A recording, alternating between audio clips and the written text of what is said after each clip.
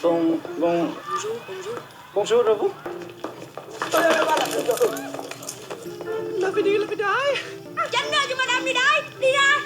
Halo Sobat Arsi, jumpa lagi di Running Channel. Kali ini kita akan membahas alur film dengan judul Song of the South. Film yang dibintangi oleh Win Hao Kang sebagai An, Willy Bao Ngoc, dan artis terkenal lainnya, menceritakan perjuangan seorang anak mencari ayahnya di tengah perang Vietnam melawan penjajah Prancis. Film dibuka dengan menampilkan perjalanan seorang guru menuju sekolah. Selagi menunggu, anak-anak asik bermain perang-perangan dengan menggunakan topeng binatang yang menggambarkan antara penjajah dan pejuang. Pak Guru menyuruh An mengikutinya. Dengan harap cemas, dia pun segera bersiap. Dekat rumah Ibu An yang seorang penjahit nampak terjadi keributan. Dia segera mengemasi barangnya lalu pergi ke sebuah rumah.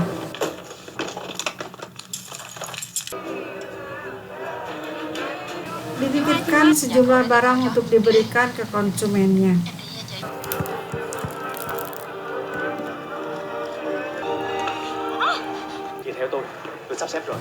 Di tengah keramaian dia bertemu Pak Guru bersamaan. Dikatakan kalau identitas suami atau ayah An yang seorang pejuang sudah diketahui. Jadi tempat tersebut tidak aman lagi bagi mereka. An yang khawatir tidak bisa sekolah dinasihati oleh gurunya. Belajarlah dari kehidupan. Jadilah domba kuat yang tidak pernah takut dengan serigala. Setelah itu dia beri beberapa kode yang kerap digunakan para pejuang.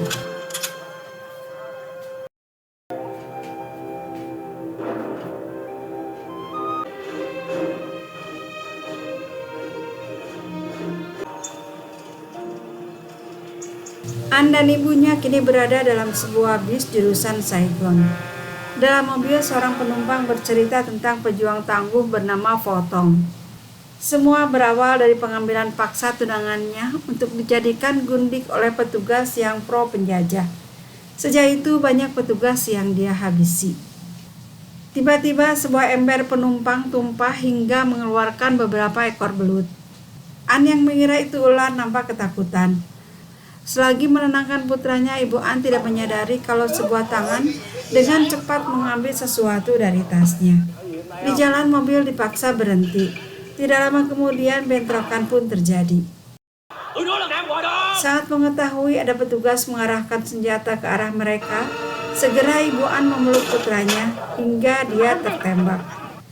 Di sisa nafasnya yang terakhir, dia titipkan An pada seorang pemuda.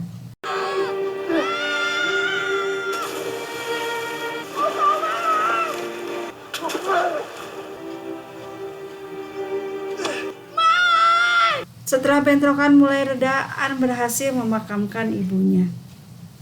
Saat melihat si pria menggenggam barang milik ibunya dan menolak mengembalikan, An marah lalu mengusirnya. Saat si pria kembali, didapatinya An demam tinggi. Dia segera membawanya ke rumah biku untuk diobati. Merasa kalau makanan yang ada tidak membuatnya selera, pria itu pun segera pergi.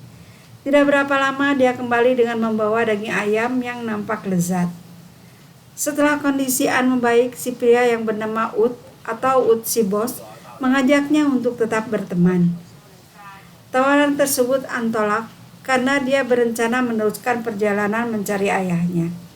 Selesai berdoa di pusara ibunya, An segera pergi. Kaki yang tak beralas membuat dia kesakitan. Melihat itu, Ut meminjamkan sandalnya sambil mengejek. Dengan secari kertas bertuliskan Tan Mei, An terus berjalan. Sandalnya yang kebesaran membuat dia terjatuh. Untuk kesekian kalinya, Ut menolong dengan menggendongnya. Perjalanan mencari daerah Tan Mei pun dimulai. Tiba di satu desa di mana masyarakat tengah berkumpul. Di sana Ut coba bertanya. Seorang ibu memberitahu kalau semua tempat yang baru dibangun dinamai Tan Mei. Ut yang memang sering mencuri meminta An untuk berteriak saat melihat dirinya menggaruk kepala. An yang memang tidak menyukai profesi Ut sengaja mengabaikan permintaan temannya itu. Ut yang kesal menginjak kaki An hingga dia menjerit. Saat itulah dia melakukan aksinya. An yang kesakitan membalasnya dengan meneriaki Ut sebagai pencopet. Walhasil masyarakat pun segera mengejarnya. Saat An mencari alamat Tan Mai, tiba-tiba Ut datang dan menghukumnya. Setelah minta maaf, hukuman ditutup dengan kedatangan ular air yang tentu saja hal ini membuat An teriak ketakutan. Đơn giản hơn mày chết á. Rencana pencarian Tan Mai pun dilanjutkan. Ut memberitahu kalau dia hidup sebatang kara. Malam itu An terbangun. Dia meminta Ut mengajarinya cara mencuri.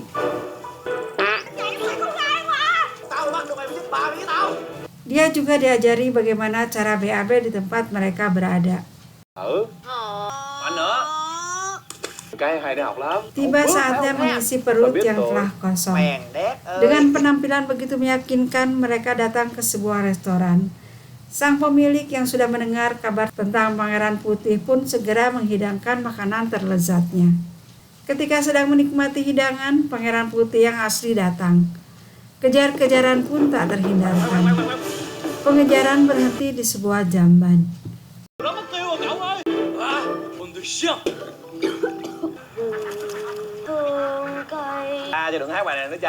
Siang itu saat mereka tengah bersantai, Ut meminta An membantunya mencari uang. Mereka pun lantas pergi ke sebuah pasar. Di sana An melihat seorang biku memberi kode yang kerap dipakai para pejuang. Di sana juga nampak seorang pria tengah mempertunjukkan cara pengobatan. Tidak lama kemudian keluarlah seorang wanita asing dari sebuah mobil. Rupanya akan diadakan proses hukuman gantung potong pejuang yang sangat ditakuti penjajah. Dengan ditutupi sebuah telebuk, An masuk ke bawah panggung yang di atasnya terdapat deretan kursi. Ut yang melihat itu segera menyusul. Di kolong An memperlihatkan hasil curian pertamanya. Sebuah granat yang siap meledak. Ut yang kaget membuat kehebohan di kolong hingga memancing wanita asing yang ada di atasnya membuka kain penutup. Merasa terjebak, Ut akhirnya keluar sambil menyandera si wanita asing.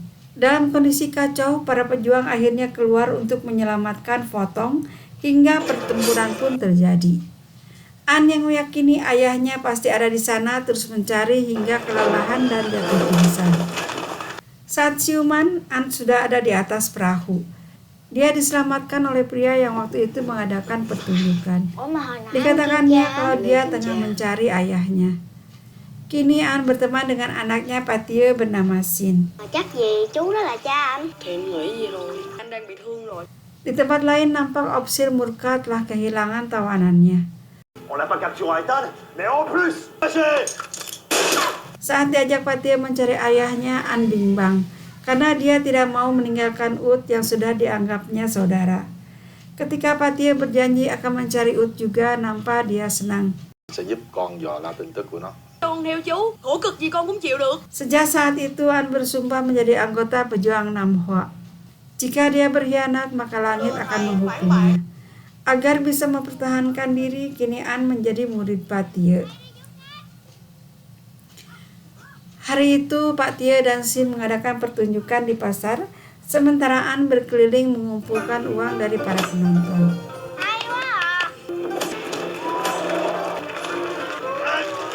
Suatu hari Pak Tie kedatangan tamu.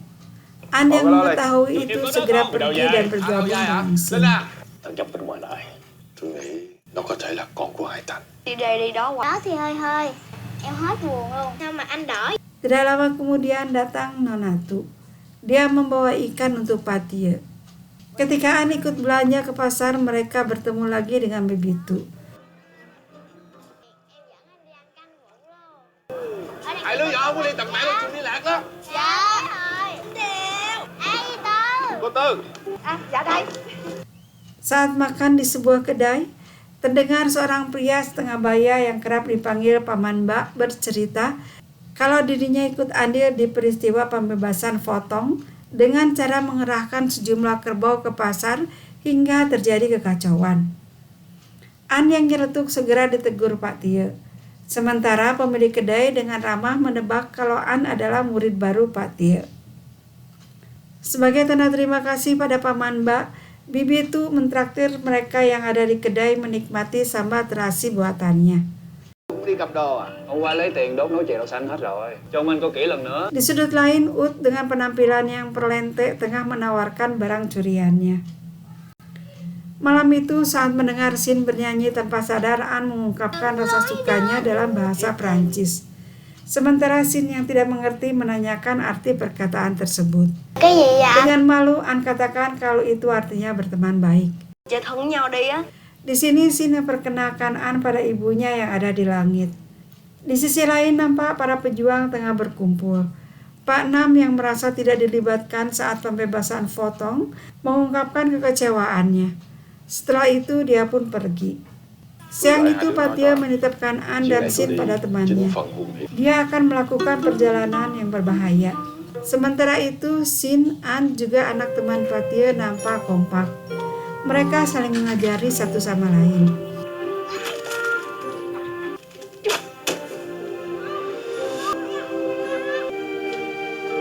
Mereka sama-sama mencari ikan, balacak, dan kepiting untuk dijual ke rumah makan. Di pasar anak-anak bertemu Nonatu yang menanyakan keberadaan Pak Tie. An yang tahu kalau Pak Tie sedang melakukan perjalanan rahasia, sengaja menjawab kalau Pak Tie tengah mencari tanaman obat. Di sebuah kedai nampak Ut tengah memperhatikan An. Nonatu yang masih penasaran dengan keberadaan An menanyakan siapa nama ayahnya. Selagi An kebingungan bagaimana menjawabnya, tiba-tiba rombongan Tita lewat, jadi pembicaraan pun bisa dialihkan. Malam harinya mereka menonton pertunjukan teater. An yang diam-diam masuk ke belakang panggung bertemu Pak Guru, lantas mereka pun berpelukan. Di sini An baru tahu kalau Pak Guru Bai adalah seorang pejuang seperti juga ayahnya. Sementara di tempat lain terjadi pertempuran antara kelompok pejuang dengan penjajah yang diakhiri dengan tertangkapnya Pak Tie. Pulang dari nonton teater, keesokan paginya cuacanya hujan.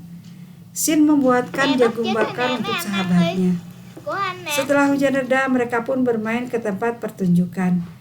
Di sini An diberitahu Pak Guru kalau malam di pertengahan musim gugur dia akan mengusahakan agar An bisa bertemu ayahnya. Hal ini An katakan pada Sin. Malam itu di pertemuan para pemimpin pejuang, ayah An menyerahkan kepemimpinannya ke pejuang lain dengan alasan ingin fokus mengurus anak yang sudah lama dia tinggalkan. Di rumah Opsir nampak Ut tengah beraksi. Dia juga menyaksikan Patia sedang diinterogasi.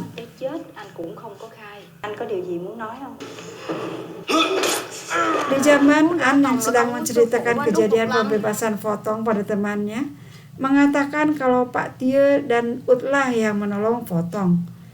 Perkataan An terdengar oleh Ut yang sedang berada di dalam kolam. Mengetahui orang yang selama ini dia cari ada di sana, An pun dengan gembira segera terjun ke dalam kolam. Di rumah Patia, Nonatu sedang berusaha mencari info mengenai An pada Sin. Terucaplah kalau An akan bertemu ayahnya di pertengahan musim gugur. Setelah itu Sin dibawa ke sel ayahnya. Dia mengancam Pak Tiu bila tetap bungkam maka anaknya akan dibuat tidak bisa bicara. Di kolam An mengungkapkan kesedihannya pada sang ibu hingga tercetus sebuah ide. Di tengah kerusuhan, Ut ditemani An menyamar sebagai istri Opsir Prancis. Dia pura-pura sakit dan jatuh menimpa seorang penjaga, padahal dia tengah mencuri sesuatu. Sementara Opsir yang sedang bermesraan terkejut saat diberitahu kalau istrinya telah kembali. Granat yang tadi dicuri dan dititipkan ke An diambil kembali. Kali ini Ut akan jadi dewa petir. Di luar sahabatnya tengah bersiap bersama pasukan kerbau. Tali lasso yang sudah dikaitkan ke kerbau disangkutkan ke jeruji yang ada di lubang angin Pak Tie. Bersama dengan siulan An maka jeruji terbuka dan granat pun dilempar untuk mengalihkan perhatian para penjaga. Hanya petugas sekitarlah yang melakukan perlawanan. Nonatu yang sudah memiliki rencana untuk pertengahan musim gugur membiarkan mereka kabur. Hari yang dinantikan pun tiba. Pertunjukan digelar dengan begitu meriah. Di belakang panggung, Pak Guru sibuk mencari cara mempertemukan An dengan ayahnya. An masuk ke panggung sebagai raja, sementara Pak Guru sebagai patih. Raja duduk di singgasana yang diperankan oleh seseorang. Sebagai pemain baru tentu saja An bingung. Untung orang yang jadi singgasana terus membimbingnya. Menyadari kalau yang dia duduki adalah ayahnya, An langsung memberi penghormatan hingga pemain lain kebingungan. Untuk mengalihkan perhatian penonton, Pak Guru langsung berorasi agar masyarakat melawan penjajah. Dia tiba-tiba roboh terkena peluru panas dari sang opsir. Melihat itu, Paman Bak murka. Dia ingatkan kalau ini hanyalah sebuah pertunjukan. Dia juga menyerukan saudaranya yang sebangsa agar tidak berpihak pada penjajah. Orasinya dihentikan oleh tembakan Nonatu, wanita pengkhianat yang sudah hilang akal demi menjadi gundik opsir penjajah. Di belakang panggung, An tidak mau berpisah dari ayahnya. Hal itu tentu saja tidak mungkin dilakukan. Ayahnya harus menyerahkan diri demi keselamatan orang banyak. Saat keluar untuk menyerahkan diri, tiba-tiba dari atas melesat sebuah panah menancap tepat di dada sang opsir. Nonatu yang panik segera memerintahkan penangkapan hingga pertempuran pun terjadi. An dan kawan-kawan segera menyelamatkan diri ke sebuah rawa. Nonatu yang sudah gila karena pujaan hatinya telah dihabisi terus mengejar. Ut yang berusaha melindungi An terkena tembakan Nonatu. An segera membalasnya dengan mengirimkan sebilah pisau ke dada Nonatu. Rasa marah yang luar biasa membuatnya sulit untuk ditumbangkan, hingga Patih menuntaskannya dengan lemparan pisau terakhir. Barulah Nonatu tumbang. An mengguncang tubuh Ut sambil menangis pelik. Tidak disangka peluru menyangkut di perhiasan ibunya An. Akhirnya mereka pun tertawa haru. Suatu hari Ut bersama keluarga Patih dan temannya tengah menelusuri sungai.